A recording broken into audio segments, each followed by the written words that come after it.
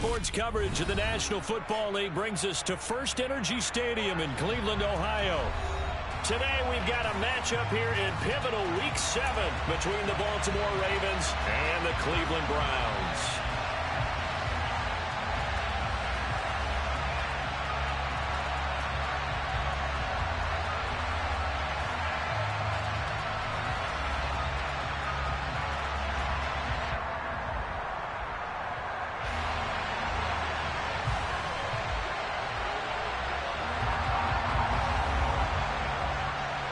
Getting toward the halfway point of the NFL season, Week 7 is underway on EA Sports.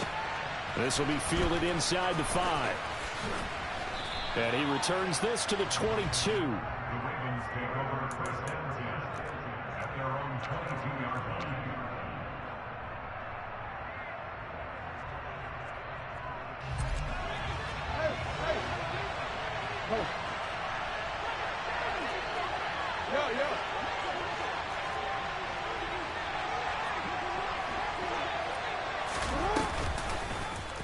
And they'll run the option to start the drive. And he'll wind up losing yardage here back at the 21-yard line.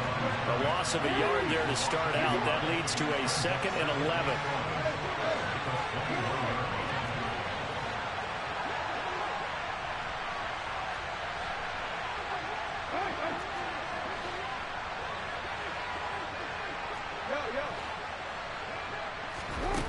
Here's Jackson. That ball caught. It's Mark Andrews, the tight end. And he gets this one just shy of the 40, down at the 39. The catch and run, good for 18 and a first down. His position, and he's listed as a tight end, but he certainly doesn't run like one, and that's what we're seeing more and more coming into the league. Those guys who can run, make plays after the catch, and gain that additional yardage. And using that speed there to turn it into a pretty nice little gain. The last run got 6, now 2nd and 4.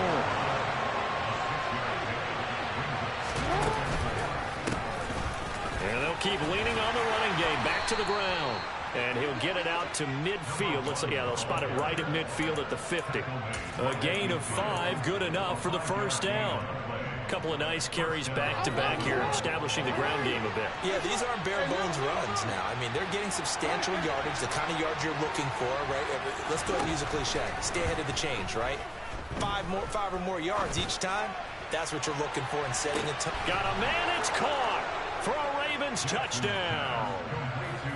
Well, for all the deserved accolades Lamar Jackson gets for his running prowess, his deep ball, it's really a thing to behold as well. And we knew that this offense was going to try and put pressure on the secondary. That was something they talked about with us.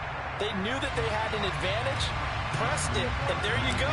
Big play for a touchdown on their very first possession. And the next-gen stats, they tell the story. That's a full 67 yards in the air.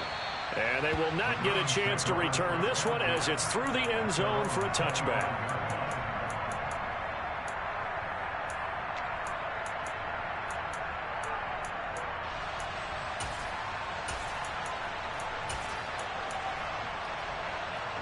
Watson and the Browns now with a 1st and 10 at their 25-yard line.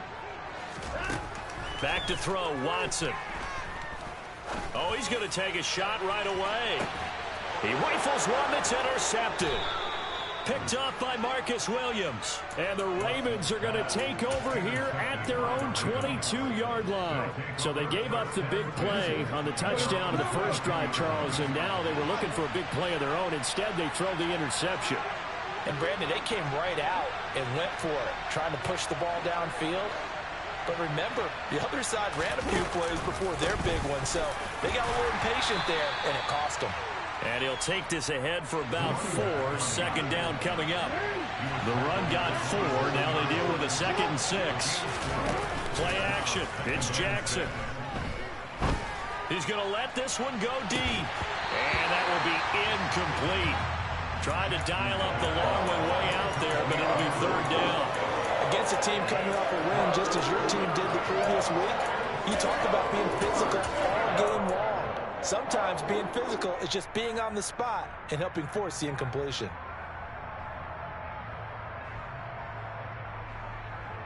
So after the second down incompletion, they'll come up now against a 3rd and 6.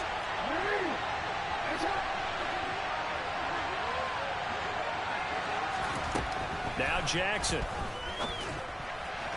And this is going to be incomplete. And this is what you want to see from a defense. Give up an opening drive touchdown, that's fine. But how about them going back out there, recommitting themselves to the task at hand, and forcing a 3-and-out and giving the ball back to their offense?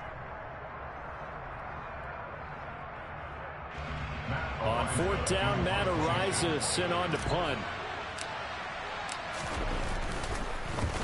He steps into this one, and this is a rocket. Oh, he's going to go ahead and field it from the 3-yard line. A great return there of 22 yards. And the Browns will take over 1st and 10. The Browns drive about to get started. And for this offense, Charles, you got to think kind of crucial here to put something together on this drive, because remember last time out they threw the interception on the very first play. And you can't afford to let this defense keep building any more momentum. They're playing awfully well, and they're awfully confident right now. To me, it's time to attack and take some of that momentum back, but make sure you're selective in doing so. Understand where you want to throw the football and make sure it's open before the ball leaves your hands. And they're going to have this across midfield and inside the 45. So the big play gets him across midfield now for 1st and 10. Watson going to keep it again. And he'll lose yardage here. Back at the 47.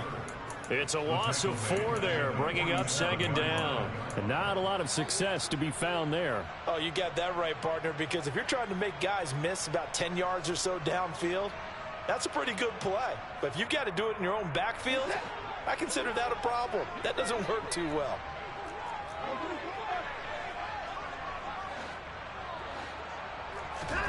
They'll try the air now with Watson.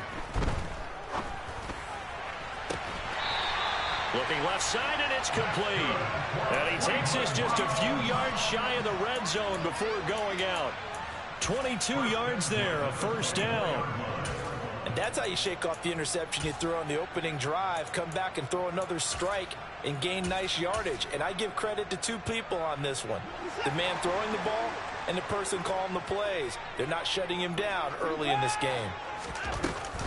On 1st down, they'll run with Chubb. Oh, and fine work there as he gets this thing down to the 11-yard line. Now a 1st and 10 at the 11. Watson now to throw. Going out wide, finds Chubb. And he's able to work it here to the